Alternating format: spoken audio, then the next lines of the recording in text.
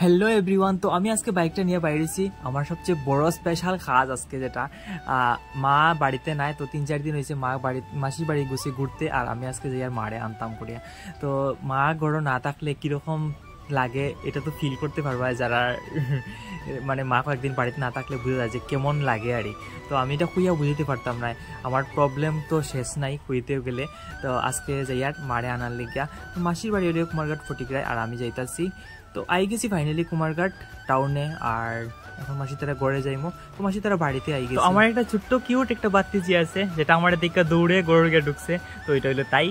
আর next মাসি তারা ঘর থেকে খাওয়া দাওয়া করে রেডি হইয়া বাইরেছি। তো আমরা ফটিকরা থেকে কুমারঘাট হইয়া যাইতাম আসছিলাম। কুমারঘাট হইয়া না গিয়া আমরা যাইতাছি কৈলাসহর হইয়া ঊনকোটি, তারপরে লক্ষ্মীনারায়ণ মন্দির, এই মন্দিরগুলো দেখবো।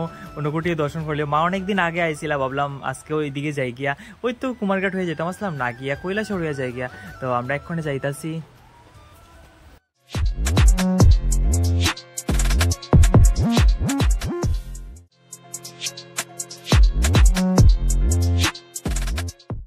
তো আমরা এক্ষণে আইলাম লক্ষ্মীনারায়ণ মন্দিরও, আর লক্ষ্মীনারায়ণ মন্দিরও ঢুকতেছি। অনেকদিন আগে আমি আইছিলাম এই মন্দিরে, যখন আমি 11-12 আসলাম, তখন আমার মনে নাই ঠিক ওই টাইমে একবার আইছিলাম। তো আজকে আইছি আমি আর মা।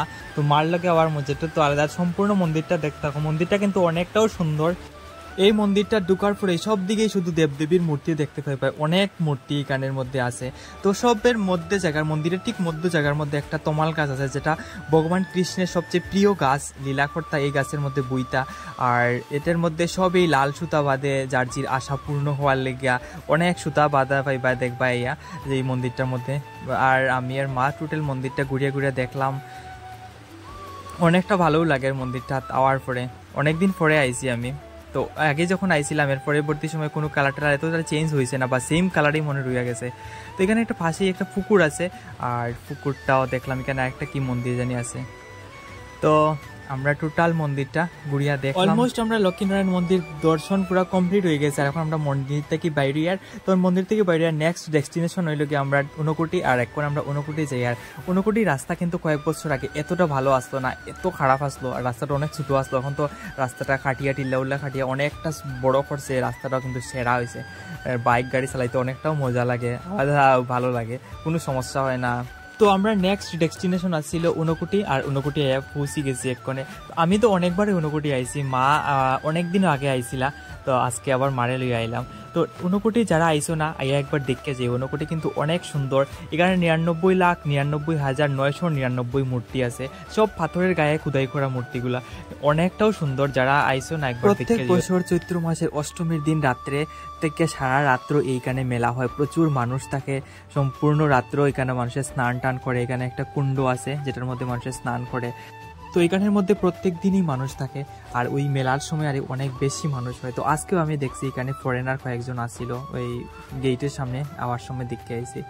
তো এইটা হইল গিয়া এখানের কুণ্ডটা, আর এখানের মধ্যেই মানুষের স্নান করে। তো সম্পূর্ণ পাহাড়ের গায়ে কিন্তু উঠার লেগিয়া রাস্তা আছে, রাস্তাগুলো কিন্তু এখন বর্তমানে অনেকটাই ভালো। আমি যখন ফার্স্ট টাইম ছোটোবেলা আসলাম, অনেক ছোটো আসলাম তখন আমি, তো এই রাস্তাগুলো কিন্তু অনেকটাও খারাপ আসলো, উঠার অনেক সমস্যা হইতো। এখন তো অনেক সুন্দর করে রাস্তাগুলো বানানি আছে, কোনো সমস্যা হয় না উঠতে। তো একটু উঁচা টিল্লা, যারা একটু দুর্বল মানুষ তারা তো একটু কষ্ট হইব, আর নাইলে কোনো সমস্যা হয় না। আর এখানে আইলে পরে আলাদাও একটা ভালো লাগে, তখন এতটা কষ্ট বোঝা যায় না, ঘুরতে কোনো সমস্যা হয় না আমি মনে করি। তো ফাইনালি আমরা মোটামুটি ঘোরাঘুরি কমপ্লিট হয়ে গেছে, আমরা ঊনকোটির থেকে বাইরে গেছি, আর এক্ষণে বাড়িতে যাইমু গিয়া। ভিডিওটা এখানেই এন্ড করে নিলাম। নেক্সট ভিডিও দেখা হইব নতুন কোনো জায়গার মধ্যে।